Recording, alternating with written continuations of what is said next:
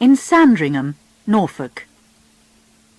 Her parents, Frances and Johnny Spencer, couldn't decide what to call her at first. They had 2 daughters already, and this time they really wanted a boy. Finally, they called her Diana. They didn't know that in the future the name Diana Spencer would be famous all over the world. They could not guess how popular she would be in her short but full life. The Spencers are a very old English family. They became rich a long time ago as sheep farmers, and the family goes back to King Charles II and King James II of England. They have been friends and helpers of the royal family for hundreds of years. The house they lived in then, Park House, was near the Queen's house at Sandringham. So Diana grew up almost next door to the royal family. Diana often visited them at Sandringham House when she was a little girl.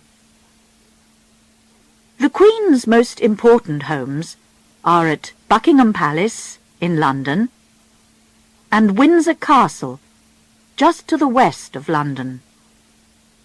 But she also spends time at Balmoral Castle in Scotland and at Sandringham House, which is in the east of England.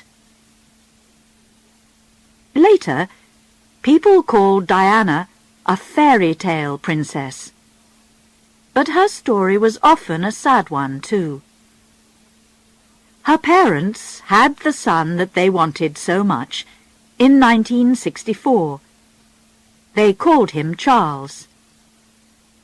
But their marriage was unhappy, and soon terrible fights began. When Diana was only 6, her mother, Frances, ran away with another man, Peter Shand Kidd. For a long time, the children could only visit their mother at weekends. Frances very much wanted her children to live with her, but their father was against the idea, and so they stayed at Park House with him. Other women came to the house to look after the children, but they didn't usually stay long. The children made trouble for them. They threw their clothes out of the window, or locked them in the toilet. The 2 smallest children, Charles and Diana, were really unhappy. Each night in bed, Charles cried for his mother, and Diana lay there alone, listening to him. She was too frightened of the dark house to get out of bed and go to him. But Diana and Charles were a loving brother and sister. As time went on, they often travelled by train together to visit their mother. Diana was always friendly with her 2 older sisters, Sarah and Jane, but they had different lives. Johnny Spencer tried to do his best for the 4 children, and at Christmas they could choose all the presents that they wanted. There were too many presents, and not enough hugs and kisses, they remembered later. Diana loved her father and wanted to look after him. She liked to help in the house, too, and to look after her animals. She had a cat, Marmalade, and a dog called Jill. Like a lot of English girls, Diana learned to ride a horse. But after she broke her arm in an accident, she was frightened and didn't want to ride again. Like the children in many rich or old families in England, the Spencer children went away to school. Diana went to Riddlesworth Hall School in 1970, when she was only 7. She lived there during the term and came home in the holidays. In 1974, she went on to her mother's old school, West Heath School in Kent, which was on the other side of London from Norfolk. Her sisters, Sarah and Jane, were also students there. By then, her mother wasn't living in London, but in Scotland.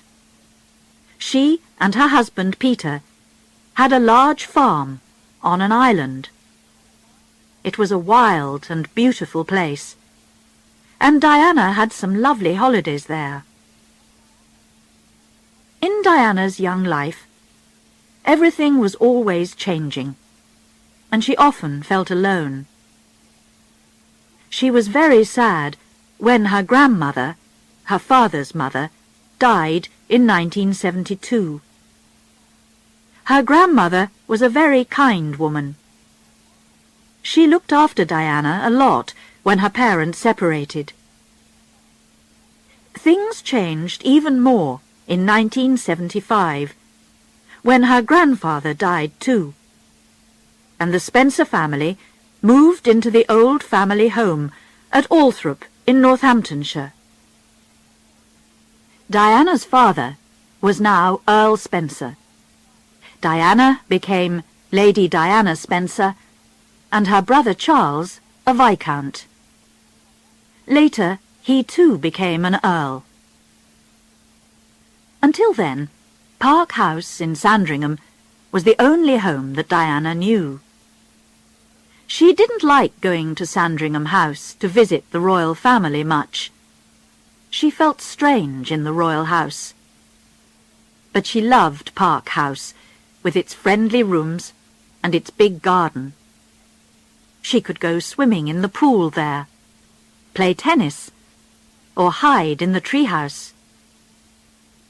The children didn't really want to live at Althorp. They didn't enjoy their visits there when their grandfather was alive. The house was large, dark, and frightening, with lots of old family pictures on the walls.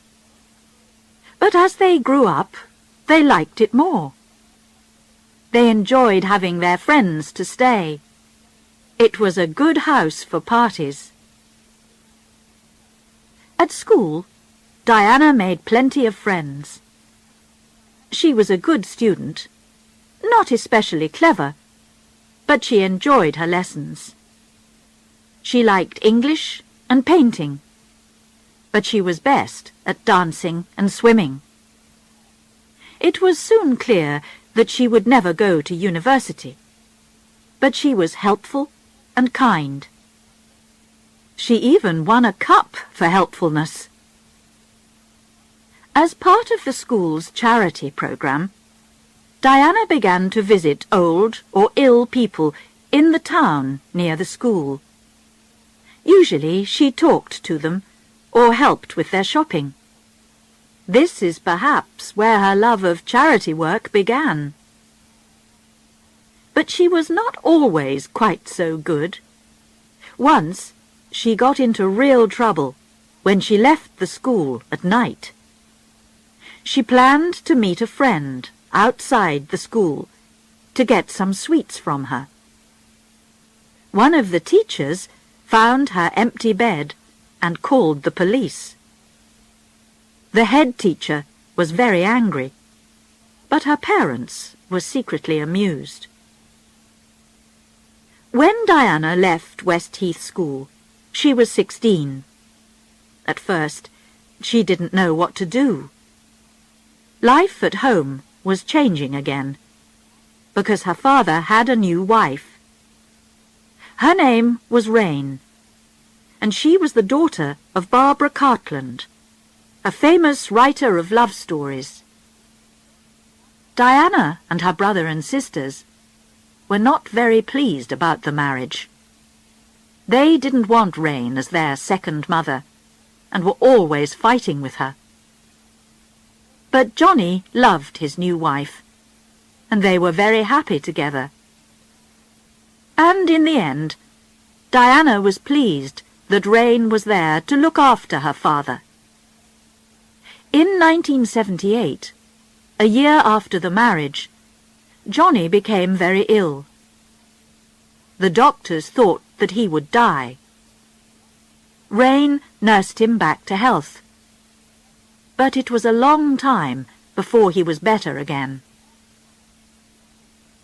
A little earlier, in 1977, Diana went off to a very expensive finishing school in Switzerland because she didn't want to stay at home.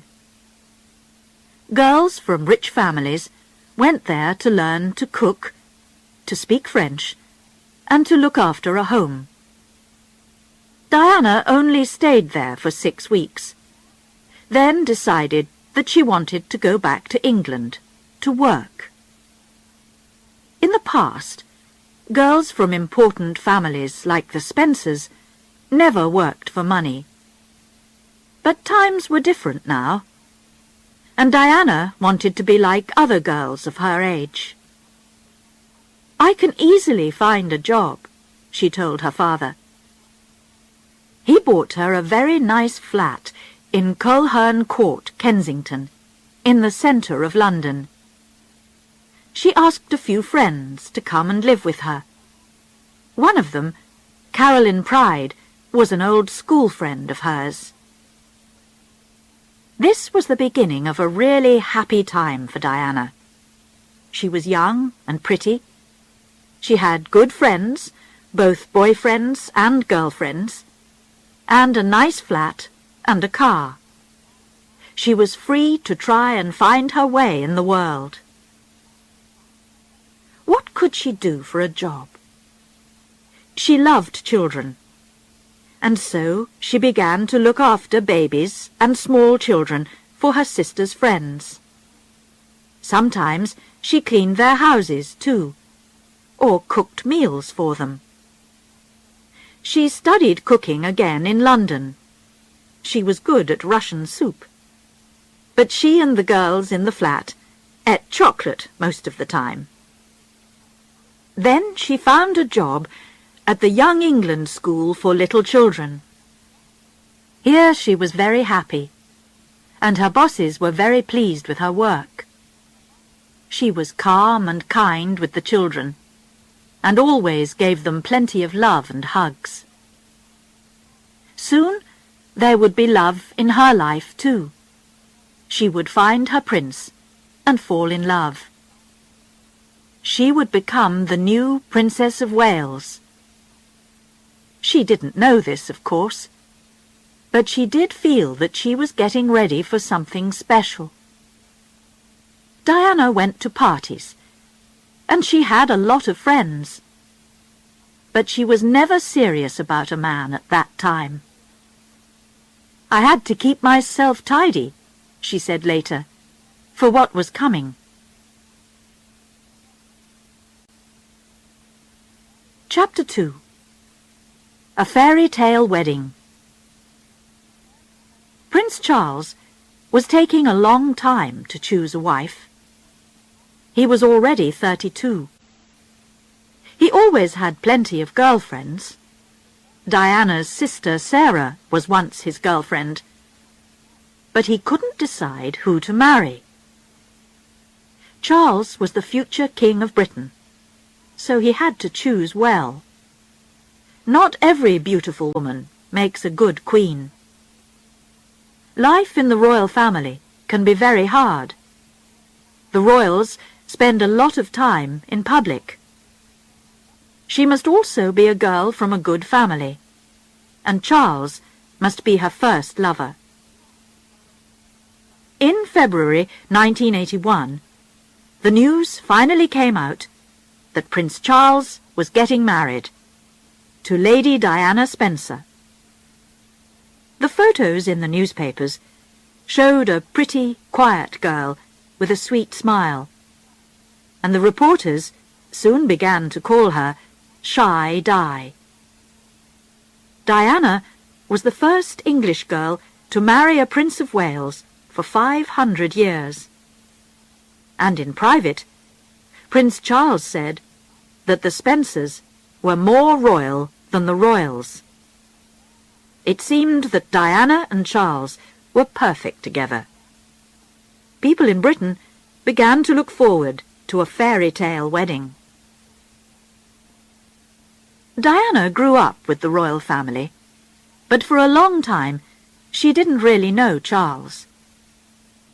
There are a lot of families in the royal circle, and also Charles was 12 years older than her. He was already a young man when she was still a child. But when Diana was 16, they met at a country house party. She was only a schoolgirl, and Charles was more interested in his dog and his sport than in her. But from that time, Diana put a photo of Charles by her bed. They met at a few more parties, but it was only in July 1980 that Charles began to look at Diana with new eyes. They were both staying with friends in the country. In the evening, Diana sat next to Charles outside in the garden. She was telling him that she saw him at a funeral a year earlier. "You looked so sad," she said. "I thought, it's wrong that you're alone. You need someone to look after you."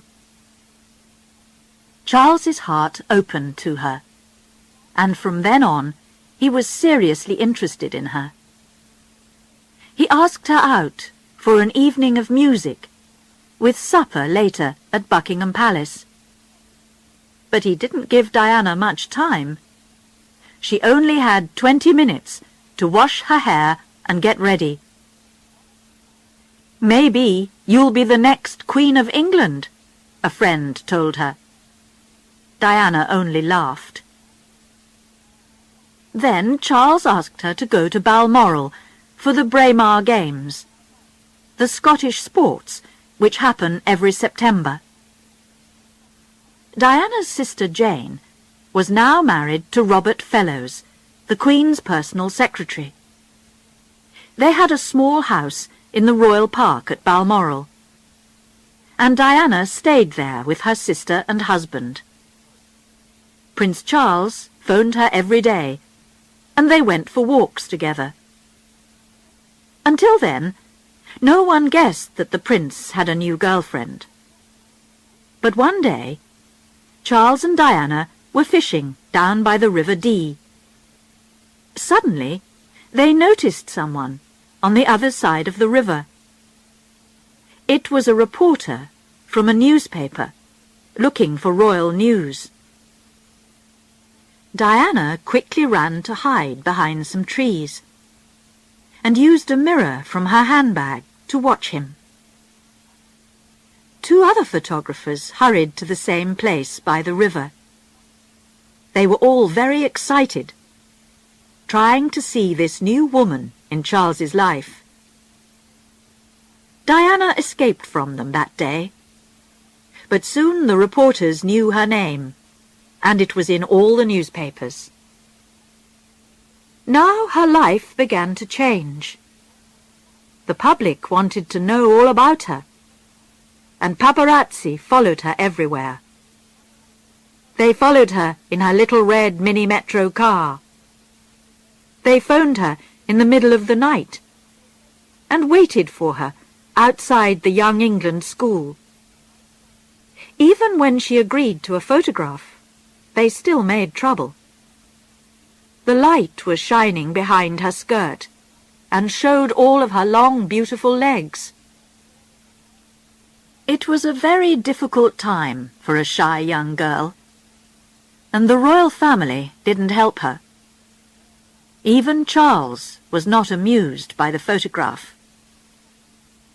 Diana began to understand that even famous and popular people can be very much alone. When Prince Charles finally asked her to marry him, in February 1981, she agreed.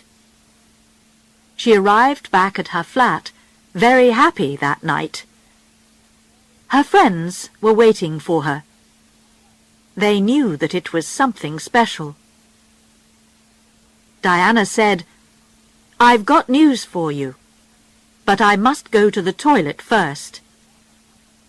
So they all knocked on the toilet door until she told them.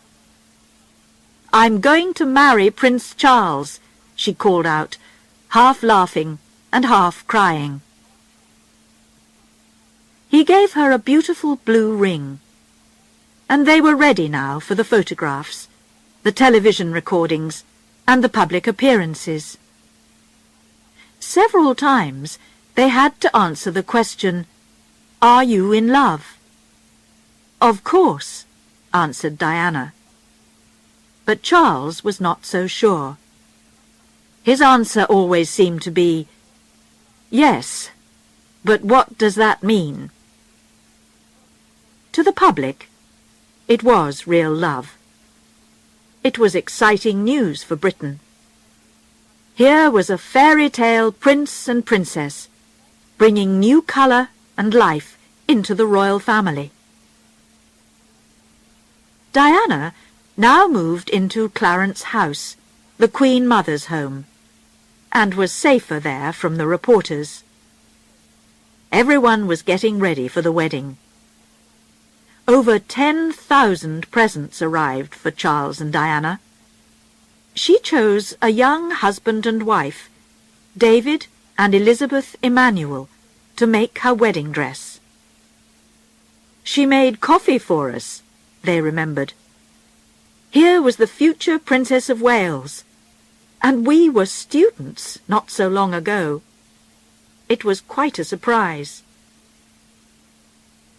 But not everything was perfect. At the centre of the fairy tale, there was a black shadow. When Charles asked Diana to marry him, something strange happened. She suddenly felt, deep inside, that she would never be queen. She also knew that she would have a difficult job as Charles's wife. This did not stop her. But just before the wedding, she became seriously worried. She suddenly understood that Charles's old girlfriend, Camilla Parker Bowles, was still very important to him. Diana found a present from Charles to Camilla, and he often telephoned her. Did Charles really love her, or was he still in love with Camilla? And Diana was no longer free. The happy days in her flat with her friends, and at work with the little children, were all gone. The royal machine frightened her. There were so many royal rules, and Buckingham Palace was a dead place to her. No one welcomed her when she arrived at Clarence House, and no one told her how to do things. She still tried to enjoy herself. She escaped to Australia for a quiet holiday with her mother, where none of the paparazzi could find them. Back at Clarence House, she wanted to go on with her dancing, and so she asked her old teacher to come and work with her. But she knew that soon nothing would be the same. During one of her last lessons, she said, "In 12 days' time, I shall no longer be me."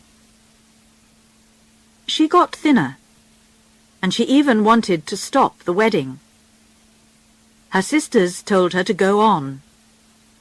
"Bad luck. You've got to do it. Your face is on the tea towels now," they said.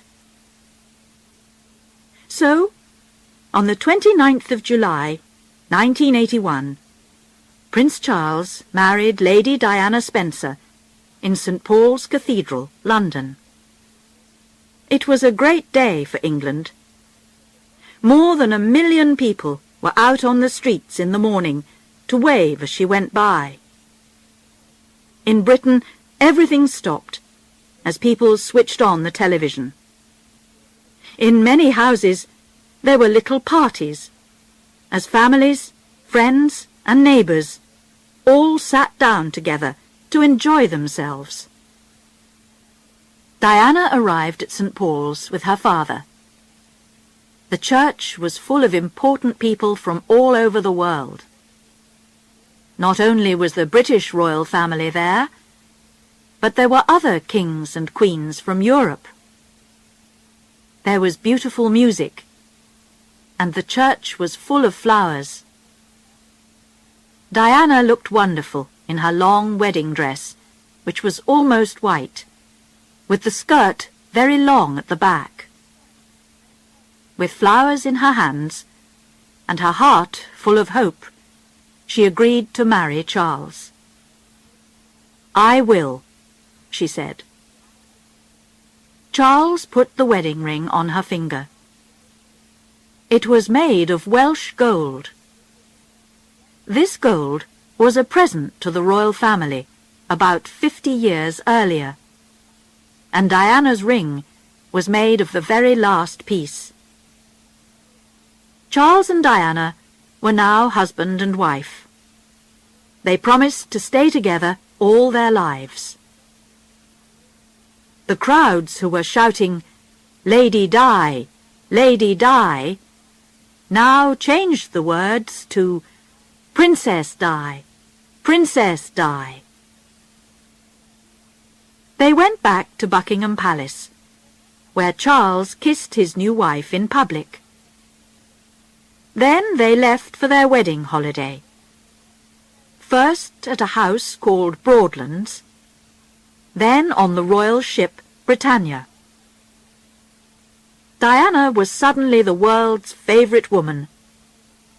Her face really was on the tea towels, and on cups, glasses, spoons, and all kinds of things that people bought at the time of the royal wedding. They wanted something to record and remember that special day, the most important royal day since Elizabeth became Queen in June 1953. In some ways, Queen Elizabeth was still part of a picture which was painted by the famous Queen Victoria over 100 years before. In this picture, the royal family is a good Christian family. They show a polite face in public and keep all their problems secret. Royal children must learn that their country comes first and their personal life second. Sadly, this can also give us a royal family which seems cold and far away. Queen Elizabeth did try to make the royal family more modern. Once, most royal children studied at home. But her son, Prince Charles, went away to school and university. In the 1960s, television cameras recorded her home and her family life for the first time, so that people began to know the royal family a little bit better. But in the end, it was not enough for modern times. So could the fairy tale marriage possibly have a happy ending? Did Charles really love Diana when he married her? He probably tried to do his best at the time, but it was difficult for him too. In the past, kings and princes married to make the royal family stronger and to have children. Now, Charles had to find the right wife for the royal family and marry for love. Could Diana be the perfect royal wife when she was also a modern girl? In 1981, we didn't ask ourselves these questions. We all wanted to enjoy the fairy tale while we could. Chapter 3. The Young Princess. In her new marriage, Diana was like a young bird who was learning to fly. At school, she was too shy to speak in public. Now she was making public appearances all the time as one of the royal family. One of her first public visits was in May, just before she got married. This was to Tetbury, a town near Prince Charles's new country home at Highgrove in Gloucestershire. Crowds of people came out to see Diana. Dressed in a red suit, she walked through the streets and smiled shyly as they gave her bunches of flowers. It took some time before she wasn't frightened of these public appearances.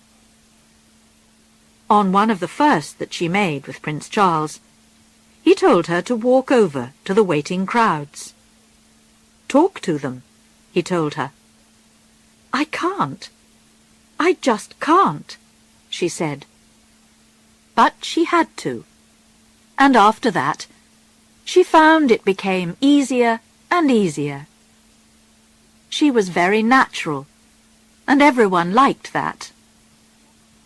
People began to feel that they could talk to her about their problems. She was quickly becoming one of the most popular women in the world. Soon, she was more popular than Charles. He wasn't very pleased by this. I'm sorry I'm not my wife, he said once or twice to the crowds when he made visits alone. Everyone loved Diana because she was young and beautiful. During her first few years as a princess, she learnt how to dress well, and people became interested in her clothes. After every appearance, the reporters described what she was wearing. There were photos in the newspapers recording all her different dresses. Before she got married, she still looked very young. Her face was round, and her clothes were nothing special. And when she first became Princess of Wales, she still didn't always dress well. Sometimes she wore dresses and hats that were too old for her, like those for a 45-year-old woman. Then she became the well-dressed Diana that we remember today. She chose a lot of wonderful clothes: dinner dresses, dance dresses, trousers, and suits. She learnt to dress for all kinds of different appearances, for special visits, for sports, or for travel. For public appearances, she had to wear clothes that were comfortable as well as beautiful. She also had to remember how her enemy, the wind, could blow those clothes about. Diana began to buy from famous British clothes makers, which helped the clothes business in Britain. Some of her favourites were Bruce Oldfield, Zandra Rhodes, and Catherine Walker. Sometimes she chose bravely. A low-cut, short black dress, for example. But she could also look like the perfect English rose in a pink, well-cut suit or a long white dance dress. With her long legs, fair hair, and wonderful smile, she could look good in almost anything. Then Diana became a mother too. Before the baby was born, she felt sick a lot of the time. But she was healthy, and on the 21st of June, 1982, she went into St. Mary's Hospital, London, to have her baby. Charles stayed with her there, and the Queen's private doctor looked after her. At 9:03 p.m., the new prince was born. Crowds were waiting outside. "Nice one, Charlie," they shouted when they heard the news. "He's got fair hair," the proud father told them. At first, the new parents couldn't agree on names. Charles wanted to call the baby Arthur, but Diana preferred William. On the 3rd of August, in the music room at Buckingham Palace, they gave their son the names William, Arthur, Philip, Louis. Diana's first big public visit was to Australia, New Zealand, and Canada, early in 1983. Usually, royal babies and small children stayed at home when their parents went to other countries. When Prince Charles was only a little boy, for example, his mother, Queen Elizabeth, went away for several months. And when they finally met again, she only shook his hand. Diana was a different kind of mother. She wanted to keep her children with her, and to give them plenty of love. She wasn't afraid to hug and kiss them in public. So Charles and Diana took baby William with them. Great crowds came out to see the Prince and Princess of Wales, and Diana quickly became popular in those countries too. She was always ready to do what people liked best. On her first visit to Wales, she spoke in Welsh. Then, in New Zealand, she met a Maori woman and touched noses to say hello in the local way. Soon, another baby was coming. And on the 15th of September, 1984, Prince Harry was born. When the family was in London, they lived in a large flat at Kensington Palace. It had 4 sitting rooms, a dining room, and 4 bedrooms.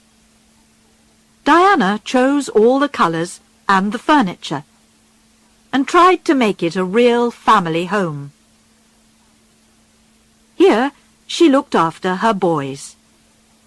She often played with them, and helped them with their early lessons. But it was important that they met other children too. Charles wanted William and Harry to study at home with a private teacher, but Diana didn't agree. So, in September 1985, William went to his first school. In 1987, he went on to Wetherby School. On his first day, she took him there, just like any other mother, and together they met his new teacher. Diana was now a busy princess, wife, and mother. But she was beginning to work with charities now too, which quickly became one of the most important things in her life. In 1982, the newspapers reported that Diana was now working with 5 charities. By the time that she was 24, she was working with 18. She began to visit people in hospital. She wasn't afraid to meet people who were dying. And she began to meet people with terrible illnesses like AIDS. A lot of people were frightened that you could catch AIDS by touching someone. Diana held the hand of a man with AIDS to show that this wasn't true. The photographs of this helped people with AIDS a lot. She worked hard, but she still wanted to have a good time too. She practiced a special dance secretly with the famous dancer Wayne Sleep. Then, one night at the theatre, she suddenly went up to the front to dance with Wayne. She wanted to surprise Prince Charles. The newspapers were full of it the next day. Only Prince Charles was not so pleased. In private, he told her that it was not the right thing for a princess to do. Diana now had a new friend in the royal family. This was Sarah Ferguson, or Fergie, who married Prince Andrew, Charles's younger brother, in 1986. She was a girl with a warm heart, but she wasn't always sensible. One night, just before they got married, Prince Andrew was having a men-only party. Fergie and Diana dressed up as policewomen to try and get in.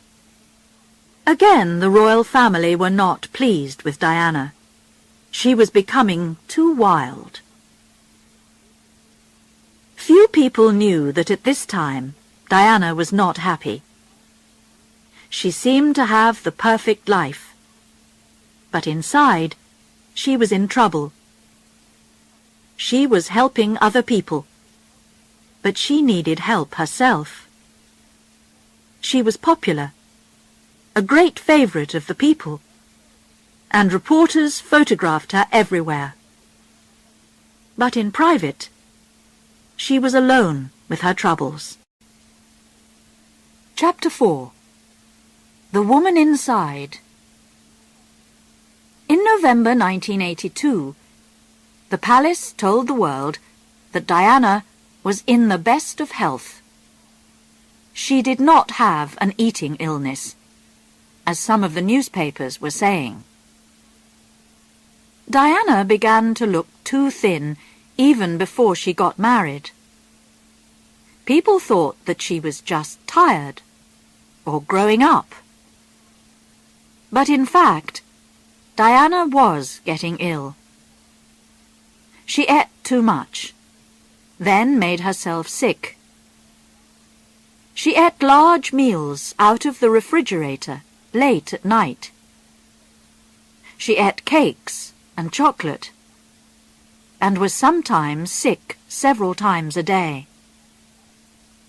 At first, she looked thin because she kept no food down inside her. But in the end, she learnt to hide her illness so that she looked fine.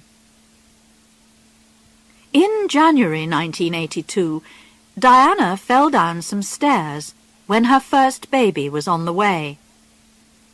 It wasn't in the newspapers until a few weeks later. It was an accident, the palace said. It was only a few stairs. The doctor visited her, and she was fine now. There was nothing to worry about.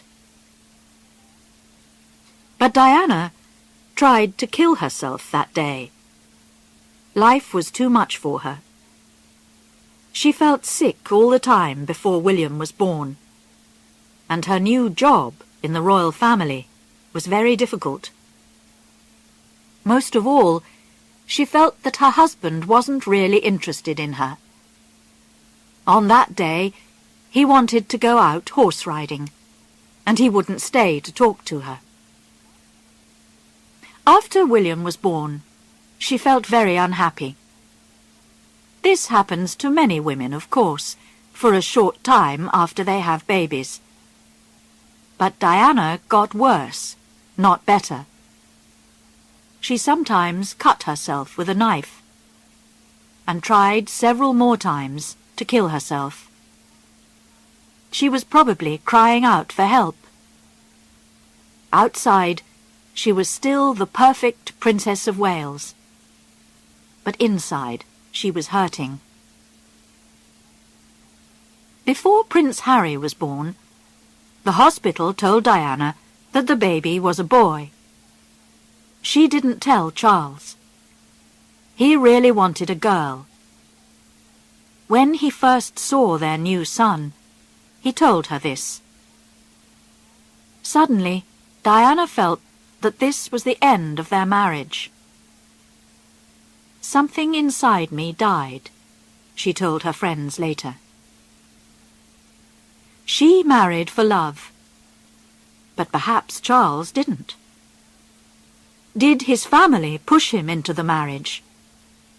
His real love, Camilla Parker Bowles, was already married, and he had to marry someone. Perhaps he chose Diana only because she would be the right sort of royal wife and mother.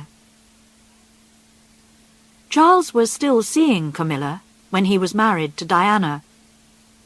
On their wedding holiday, Diana saw that Charles still kept photos of Camilla in his pocket. And during the marriage, Charles still gave Camilla presents, and often telephoned her privately. The mother of Camilla's grandmother also had a royal lover, King Edward VII. Camilla, it seemed, was repeating the family story. But Charles and Camilla were friends as well as lovers. They were the same age, and they were interested in the same things, like horses and the country. Many women did not find Charles an easy man, but Camilla seemed to understand him well. Earlier, a lot of his girlfriends got tired of him. He could be warm one day and cold the next. He spent time with them, then disappeared for a long time. Even Camilla stopped waiting for him when she was young. She married another man, Andrew Parker Bowles. Charles and Diana were different ages, and they liked different things. He wanted to read books on their wedding holiday. Diana wanted to enjoy the sun and the sea. He wanted to talk about serious ideas when she wanted to give everything to their new love. It was soon clear to them both that they thought and felt very differently. In public, they were still husband and wife, but in private, they were sleeping in separate bedrooms. People were beginning to see that all was not well. In Canada, in 1986, Diana fell down in public because she was so ill and unhappy. The same year, Prince Charles came home early from their holiday in Mallorca. Then, in 1987, he went up to Balmoral alone for a month. He told the reporters that he had a lot of work to do there. Diana was working hard for the royal family and the country, but she was still very unsure of herself. She was always waiting for Charles and the royal family to say, "Well done." They never did. But in 1988, life began to change for her. She found that she could be strong.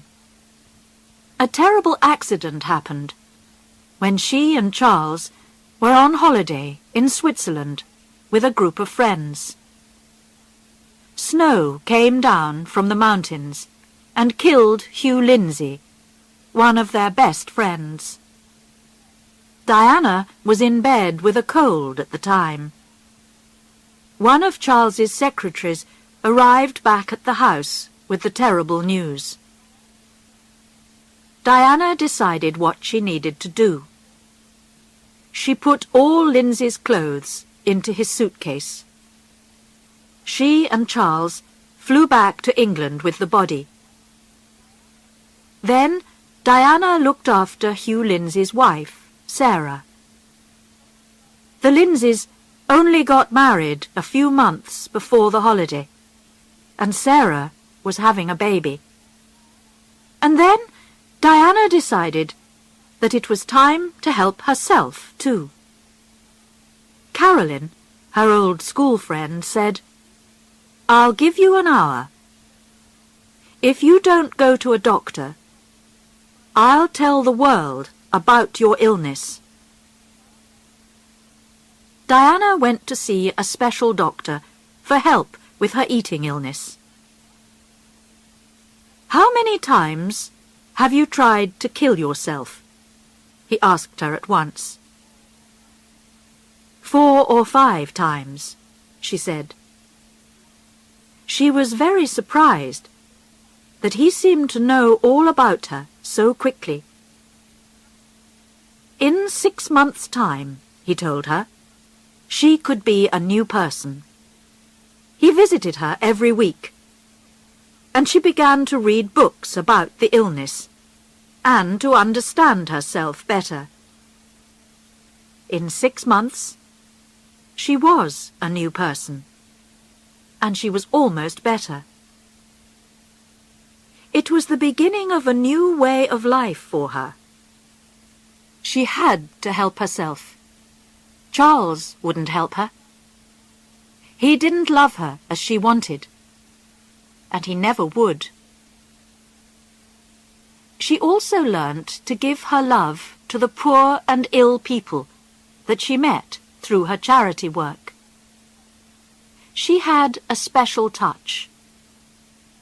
When she visited people in hospital, a hug or a kiss from Diana seemed to help them greatly.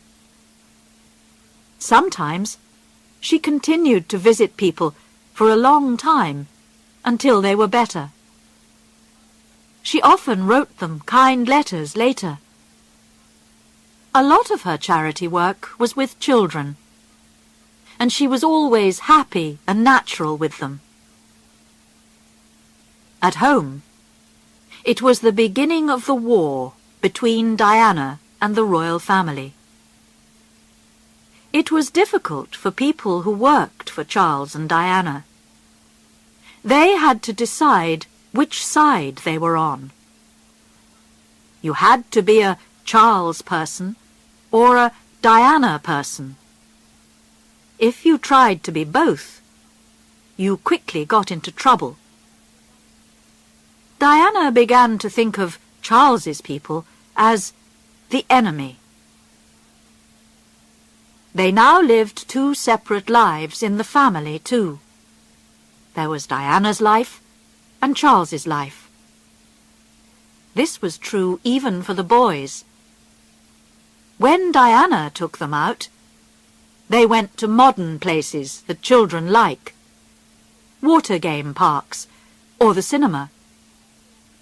They usually wore ordinary clothes, like jeans and t-shirts. With Charles, they wore more grown-up clothes and did country things that he enjoyed, like fishing. The public began to think worse of Charles when Prince William had a serious accident at school in 1991. Diana stayed at the hospital with him all night, but Charles went off to the theatre. How could he do that? People asked. What sort of a father is he? Charles loved his sons too, but perhaps he didn't understand how to show it. He did try to do better after that.